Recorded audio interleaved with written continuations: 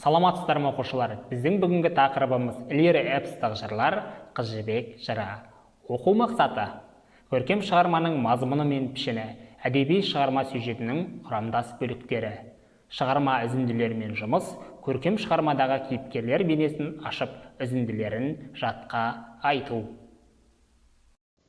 Қыз жібек қазақтың ең көне мұраларының бірі, ілгері эпостық дастан. Қыз жібек жыры аңыз емес, тарихи оқиға, кейіпкерлері өмірде болған адамдар.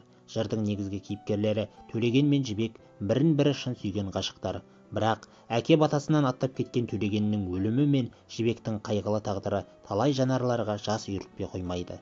Жібек бейнесі сұлулық пен әсемдіктің нышаны, қазақ халқының мақтанышы, рухани ескерткіш.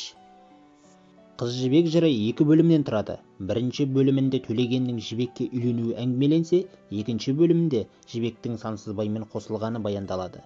Екі бөлім екі оқиғаны жырлайды, бірақ сюжеті біреу: жігіттің үйленуі.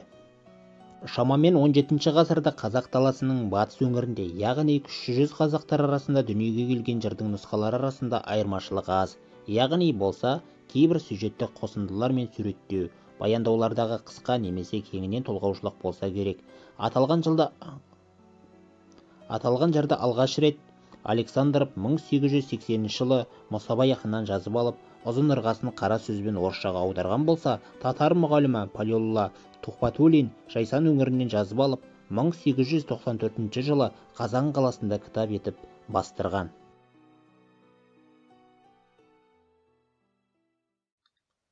Оқушылар, оқу тапсырмасына құлақ түрейік.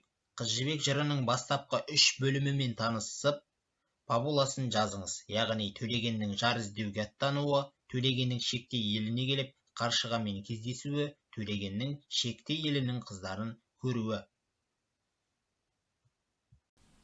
Назар қойып тыңдағандарыңызға рахмет. Келесі сабақта жүздескенше.